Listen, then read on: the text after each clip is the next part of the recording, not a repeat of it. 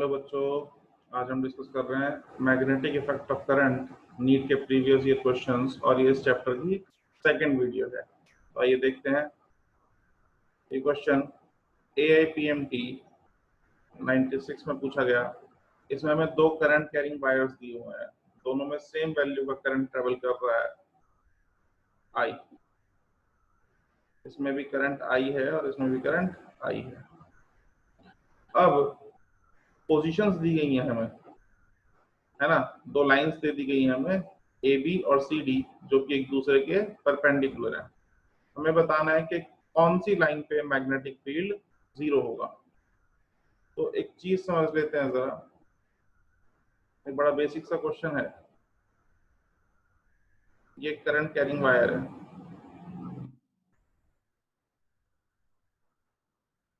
दूसरा current carrying wire ये first और ये सेकंड। अगर इसमें मैं करंट फ्लो करा दूं I और इसमें भी करंट फ्लो करा दूं I, और मिड पॉइंट पे आपसे कहा जाए कि मैग्नेटिक फील्ड बताइए, ये डिस्टेंस R, सेकंड वायर का डिस्टेंस भी इस पॉइंट से R, मैग्नेटिक फील्ड कितना होगा। तो भाई अगर हम अप्लाई करें राइट हैंड ग्रिप रूल, तो राइट हैंड ग्रिप रूल के अकॉर्डिंग फर्स्ट वायर की वजह से जो मैग्नेटिक फील्ड होगा यहाँ B1, वो अंदर की तरफ होगा, इनवर्ड, और सेकंड वायर की वजह से जो होगा वो बाहर की तरफ होगा, आउटवर्ड। डिस्टेंस दोनों का सेम है, करंट दोनों का सेम है, तो मैग्नेटिक फील्ड की वैल्यू भी सेम होगी, लेकिन डायरेक्शन अपोजिट है, इसलिए एक दूसरे को कैंसिल कर देंगे और नेट मैग्नेटिक फील्ड हो जाएगा जीरो। तो यहाँ हमने ये देखा कि अगर दो करंट कैरिंग वायर हैं जिनमें सेम वैल्यू का करंट ट्रेवल कर रहा है, तो और सेम डायरेक्शन में करंट ट्रेवल कर रहा है, तो उनके मिड पॉइंट पे, है ना, उनके बीच में कोई एक पोजीशन ले लें मिड पॉइंट पे, तो उसमें नेट मैग्नेटिक फील्ड जीरो होता है। तो देखिए ये जो वायर है AB, ये दोनों के बीच में आ रहा है।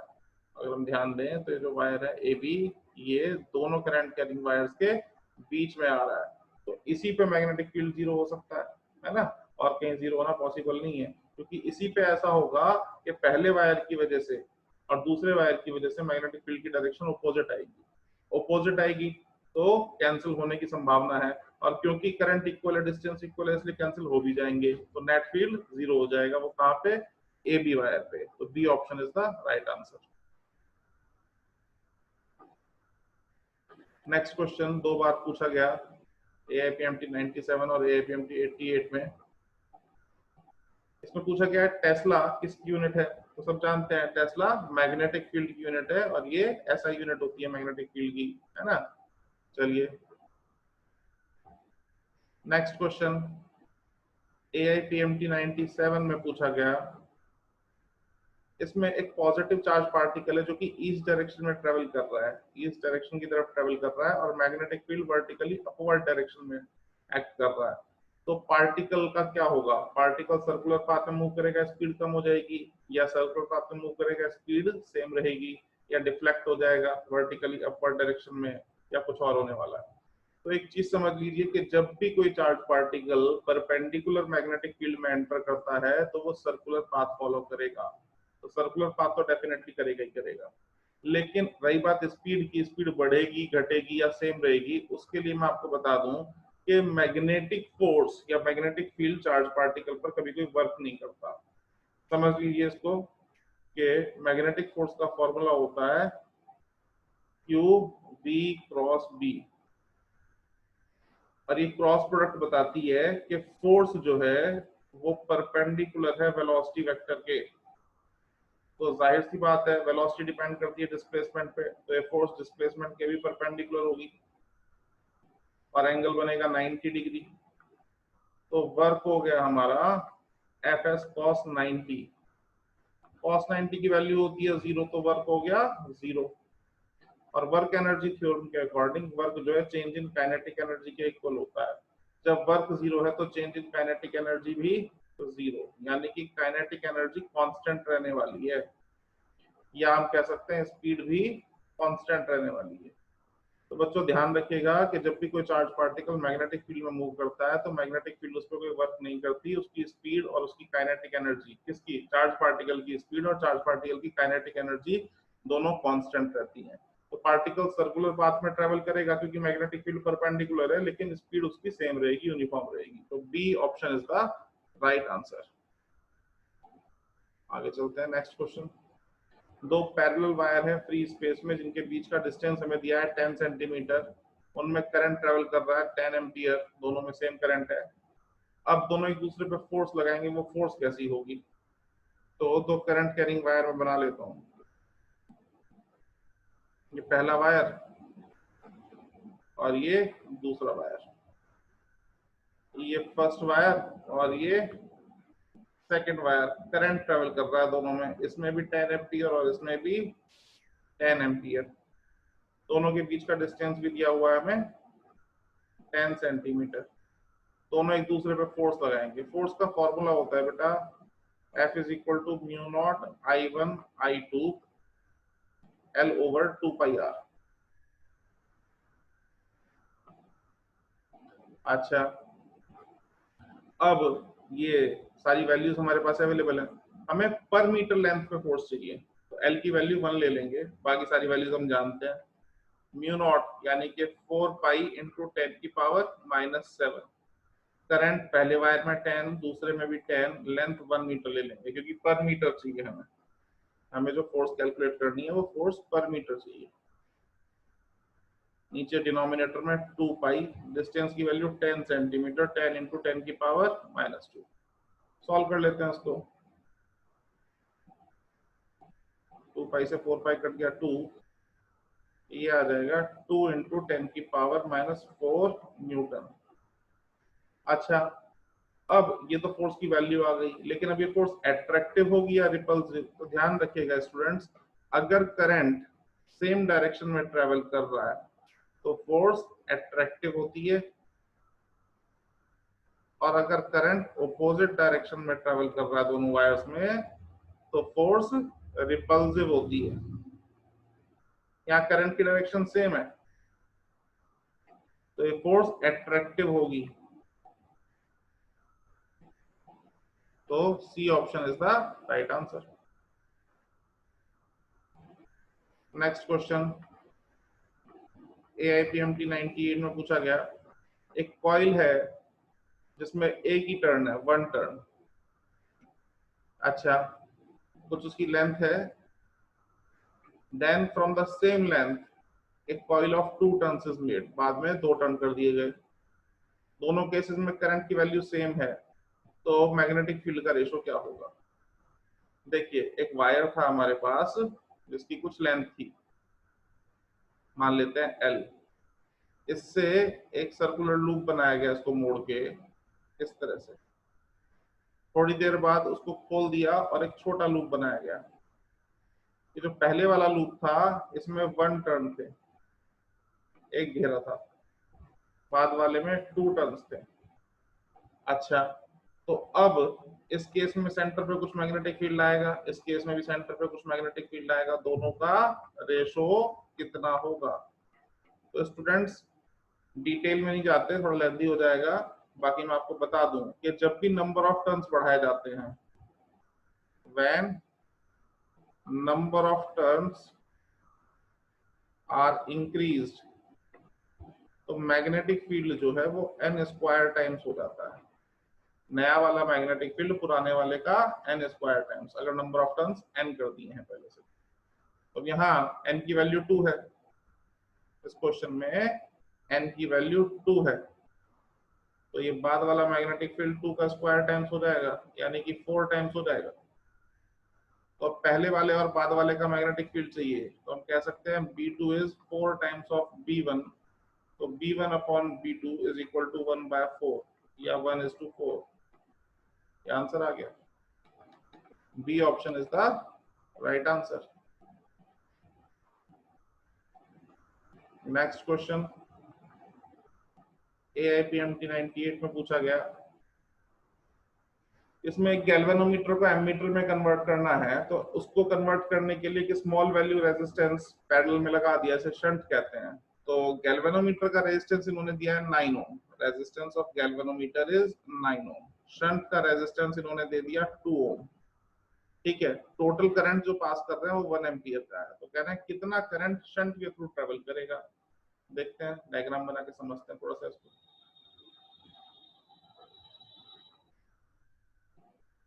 ये रेजिस्टेंस ऑफ गैल्वेनोमीटर 9 ओम, नीचे शंट लगा दिया 2 ओम।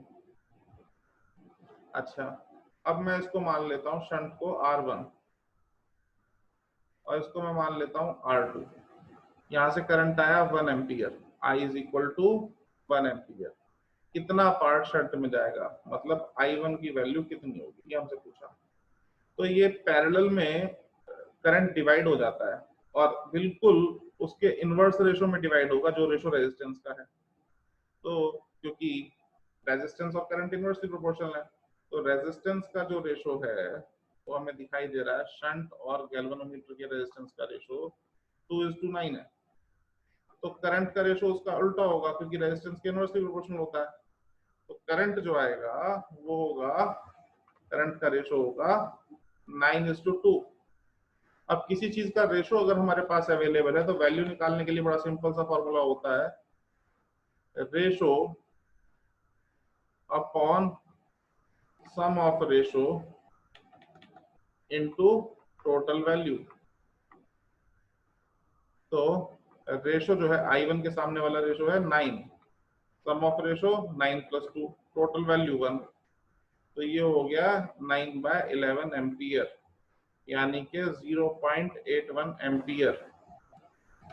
और इस हिसाब से आंसर देखें तो B option is the right answer. चलिए आगे चलते हैं, next question. 2 long parallel wires दिए हैं जिनके बीच का डिस्टेंस है 1 मीटर। लॉन्ग का मतलब इनफाइनाइट, पहले भी मैं आपको बता चुका हूँ, फिर बता रहा हूँ, लॉन्ग का मतलब फिजिक्स में इनफाइनाइट। इनके बीच का सेपरेशन है 1 मीटर, दोनों में करंट कैरी कर रहे हैं दोनों वायर्स 1 एम्पियर का। तो फोर्स ऑफ अट्रैक्शन कितनी होगी, डायरेक्ट फॉर्मूला लगा देते हैं। अभी बताया, दो इनफाइनाइट लेंथ के वायर नजदीक रखे हुए हैं, एक दूसरे पे फोर्स अप्लाई करेंगे। अच्छा, तो फोर्स का डायरेक्शन, फोर्स के लिए mu naught I1 I2 L over 2 pi R पर मीटर पूछ रहा है, तो लेंथ को मैं इधर ले आया, ये हो गया mu naught I1 I2 over 2 pi R। Mu naught की वैल्यू 4 पाई इंटू 10 की पावर -7, करंट 1 एम्पियर है, डिनोमिनेटर में 2 पाई और डिस्टेंस दोनों के बीच का वो भी 1 है, तो ये हो गया 2 इंटू 10 की पावर -7 न्यूटन पर मीटर। ये C option is the right answer. Direct formula based question था, very simple question. Next question AIPMT 99 में पूछा गया, एक चार्ज पार्टिकल है जिसके चार्ज और मास का रेशो यानी कि स्पेसिफिक चार्ज की वैल्यू हमें दे दी गई है 10 की पावर 8 कूलम पर मीटर, कूलम पर केजी सॉरी। अच्छा, वेलोसिटी उसकी दे दी गई है 3 इंटू 10 की पावर 5 मीटर पर सेकेंड। मैग्नेटिक फील्ड प्रोवाइडेड है 0.3 टेस्ला, 30 डिग्री के एंगल पे वो एंटर हो रहा है। तो स्टूडेंट्स मैं आपको बता दूं कि जब भी कोई चार्ज पार्टिकल 0 डिग्री पे एंटर करता है मैग्नेटिक फील्ड के साथ, या मैग्नेटिक फील्ड के पैरेलल डायरेक्शन में एंटर होता है, तो उस पे लगने वाली फोर्स 0 हो जाती है। बड़ा सिंपल सा लॉजिक है, फोर्स होती है QVB sin थीटा, और जब ये साइन 0 डिग्री पे एंटर करेगी तो साइन 0 की वैल्यू 0, तो फोर्स हो जाएगी 0।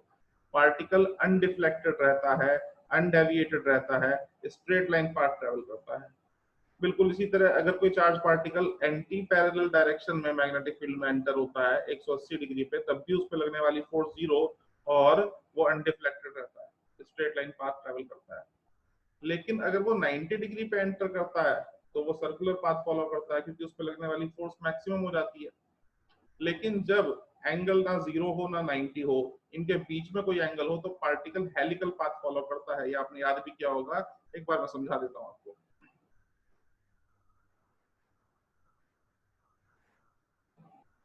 ये देखिए, डायग्राम बना लेते हैं। ये कोई चार्ज पार्टिकल है Q, ये V वेलोसिटी से एंटर कर रहा है, थीटा एंगल पे एंटर कर रहा है, इस तरफ मैग्नेटिक फील्ड है। तो वेलोसिटी अब ना तो x डायरेक्शन में है, ये x डायरेक्शन, और ये y डायरेक्शन, ना x डायरेक्शन की तरफ है ना y की तरफ है। तो अब क्या होगा, ना तो x पे ना y पे, हमें इसके कंपोनेंट तोड़ने पड़ेंगे, इसको रिजॉल्व करना पड़ेगा, और हॉरिजॉन्टल डायरेक्शन में जो इसके कंपोनेंट आएंगे वो होंगे, इधर आएगा vx जिसकी वैल्यू होगी v cos थीटा, और इधर आएगा vy जिसकी वैल्यू होगी v sin थीटा। अब ये जो vx है, ये vx, ये तो पैरेलल हो गया मैग्नेटिक फील्ड के, तो ये कोशिश करेगा कि पार्टिकल स्ट्रेट लाइन पाथ में ट्रेवल करे, स्ट्रेट लाइन पाथ फॉलो करे। और ये जो vy है ये परपेंडिकुलर हो गया मैग्नेटिक फील्ड के, तो इसकी टेंडेंसी रहेगी पार्टिकल सर्कुलर पाथ फॉलो करे। अब पार्टिकल हो गया कंफ्यूज कि किसकी माने किसकी ना माने, सर्कल में जाए स्ट्रेट लाइन में जाए, तो वो दोनों की मानते हुए हेलिक्स को फॉलो करेगा, और हेलिक्स में घूमता हुआ बाहर निकल जाएगा इस तरह से। अब सर्कल में घुमाने के लिए जो परपेंडिकुलर वेलोसिटी है वो रिस्पॉन्सिबल है, और यही सर्कुलर पाथ का रेडियस निकालने में हेल्प करती है। चलिए निकालते हैं इसकी हेल्प से। तो जनरल तो रेडियस का फॉर्मूला mv अपॉन bq होता है जब 90 डिग्री पे एंटर करे, लेकिन जब किसी एंगल पे एंटर करेगा तो ये हो जाएगा v sin थीटा। अच्छा, तो सॉल्व कर लेते हैं। अब e बाय m की वैल्यू दी गई है, इसको मैं रीअरेंज कर लूं तो v sin थीटा, m को नीचे ले आते हैं तो ये q बाय m हो गया। अच्छा, वेलोसिटी दी हुई थी हमें क्वेश्चन में, कितनी दी हुई थी वेलोसिटी, 3 × 10 की पावर 5, 3 × 10 की पावर 5, एंगल 30 डिग्री। अच्छा, डिनोमिनेटर में मैग्नेटिक फील्ड, इसकी value 0.3 tesla, specific charge q by m का रेशो, इसकी वैल्यू दी हुई है 10 की पावर 8। ये सॉल्व कर लें तो आ जाएगा 0.5 centimetre. This is the answer, B option is the right answer. इसमें अलग अलग जो पब्लिकेशन की बुक्स हैं उसमें इसका आंसर गलत दिया हुआ है, कुछ में 1 सेंटीमीटर और कुछ में 2 सेंटीमीटर दिया हुआ है, तो इसीलिए मैंने आपको डिटेल्ड लॉजिक के साथ ये क्वेश्चन एक्सप्लेन कर दिया ताकि आपको कोई प्रॉब्लम ना हो। चलिए आगे चलते हैं। नेक्स्ट क्वेश्चन AIPMT 99 में पूछा गया, इसमें मैग्नेटिक फील्ड इंटेंसिटी बतानी है किसी कॉइल के सेंटर पे। सारा डेटा हमें दिया गया है, नंबर ऑफ टर्न्स 50, रेडियस जो कॉइल का है वो 0.5 मीटर, करंट की वैल्यू 2 एम्पीयर, मैग्नेटिक फील्ड बताना है। तो एट सेंटर जो मैग्नेटिक फील्ड होता है वो होता है μ0 Ni/2r। सारी वैल्यूज हमारे पास अवेलेबल है। म्यू नॉट की वैल्यू 4 पाई × 10 की power -7, number of turns 50, current 2, radius 0.5। Calculation कर सकते हैं आप, ये सॉल्व होकर के 1.25 × 10 की पावर -4 टेस्ला आएगा। तो B option is the right answer. Next question AIPMT 99 में पूछा गया, एक लॉन्ग हॉलो कॉपर पाइप है इसमें करंट ट्रेवल कर रहा है, तो मैग्नेटिक फील्ड कहाँ डेवलप होगा। मैग्नेटिक इफेक्ट ऑफ करंट की खास बात यही है कि कोई भी करंट कैरिंग वायर अपने अराउंड मैग्नेटिक फील्ड डेवलप करता है, अंदर डेवलप नहीं करता। तो पाइप हॉलो है तो अंदर ना तो कोई मटेरियल है और ना ही करंट है, जब अंदर करंट ही नहीं है तो मैग्नेटिक फील्ड आने का मतलब भी नहीं होता। पाइप के चारों तरफ मैग्नेटिक फील्ड डेवलप होगा, पाइप के अंदर कोई मैग्नेटिक फील्ड नहीं होगा। ठीक है, तो magnetic field will be produced outside the pipe only. B option is the right answer. Next question AIPMT 99 और 97 में 2 बार आ चुका है, रिपीट हुआ है क्वेश्चन। अच्छा, इसमें एक स्ट्रेट वायर दिया गया है जिसका डायमीटर है 0.5 मिलीमीटर, करंट है 1 एम्पियर, है ना। उसको रिप्लेस कर दिया दूसरे वायर से जिसका डायमीटर है 1 मिलीमीटर। ऐसा करने पे मैग्नेटिक फील्ड पे क्या असर पड़ेगा। तो मैग्नेटिक फील्ड जो होता है वो होता है μ0 I/2πr। r यहाँ पे डिस्टेंस है, डिस्टेंस फ्रॉम वायर, ना कि डायमीटर। तो मैग्नेटिक फील्ड डिपेंड ही नहीं करता डायमीटर पे, do not depends on diameter. इसलिए वो सेम रहेगा, उस पर कोई इफेक्ट नहीं पड़ेगा। It will remain same as earlier value. भाई डायमीटर बदल रहे हैं और डायमीटर पे डिपेंड नहीं करता तो कोई फर्क नहीं पड़ेगा। नेक्स्ट क्वेश्चन AIPMT 99, इसमें सर्कुलर कॉइल दी गई है ना, करंट उसका प्रोवाइडेड है, रेडियस उसका दिया गया है, नंबर ऑफ टर्न्स दे दिए गए, हमें सिर्फ मैग्नेटिक फील्ड बताना है। तो एट सेंटर ऑफ कॉइल, अभी अभी मैंने बताया मैग्नेटिक फील्ड का formula, B is equal to mu naught NI over 2R। Mu naught की वैल्यू 4 पाई इंटू 10 की पावर -7, नंबर ऑफ टर्न्स है 1000, करंट की वैल्यू 0.1 और डिनोमिनेटर में 2R, 2R रेडियस है 0.1। सॉल्व कर लेंगे तो आ जाएगा हमारा 2 पाई इंटू 10 की पावर -4 टेस्ला या 6.28 इंटू 10 की power -4 Tesla. A option is the right answer. Next question, दो करंट कैरिंग वायर हैं, दोनों के मिड पॉइंट पे मैग्नेटिक फील्ड बताना है। कर लेते हैं भाई कैलकुलेट इसको, यही कर लेते हैं। ये करंट I1 मान लेता हूं मैं, इस करंट को I2 मान लेता हूं। डिस्टेंस सेंटर से टोटल डिस्टेंस 5 है, तो एक तरफ का हो गया 2.5 मीटर और दूसरी तरफ का भी हो गया 2.5 मीटर। ये R की वैल्यू हो गई। अब देखिए पहले वाले वायर की वजह से, इसको मैं फर्स्ट वायर कह देता हूं, इसको मैं सेकंड वायर कह देता हूं। तो फर्स्ट वायर की वजह से मैग्नेटिक फील्ड का डायरेक्शन जो होगा B1 वो होगा अंदर की तरफ, और सेकंड वायर की वजह से होगा बाहर की तरफ। तो नेट मैग्नेटिक फील्ड निकालने के लिए दोनों को सब्ट्रैक्ट करना पड़ेगा जो कि ऑपोजिट डायरेक्शन में है। तो B1 माइनस B2 यानी कि म्यू नॉट I1 ओवर 2 पाई R1, R ही लिख दो क्योंकि सेम है, minus mu naught I2 over 2 pi R। Mu naught over 2 pi R common ले लेंगे तो अंदर बचेगा I1 minus I2। Mu naught की वैल्यू 4 पाई, या म्यू नॉट में पूछा है तो म्यू नॉट में निकाल देते हैं। Mu naught over 2 pi, R की value 2.5, current 5 minus 2.5 that is 2.5, ये 2 पाई इंटू 2.5, ये कैंसिल आउट हो गया, आंसर आया mu naught over 2 pi. C option is the right answer. Next question देखते हैं।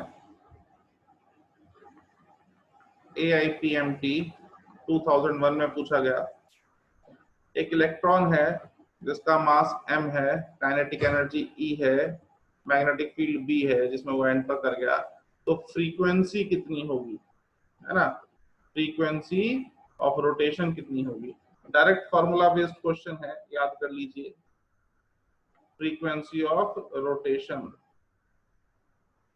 साइक्लोट्रॉन के लिए पूछा जाता है, ऑफ साइक्लोट्रॉन या फॉर साइक्लोट्रॉन।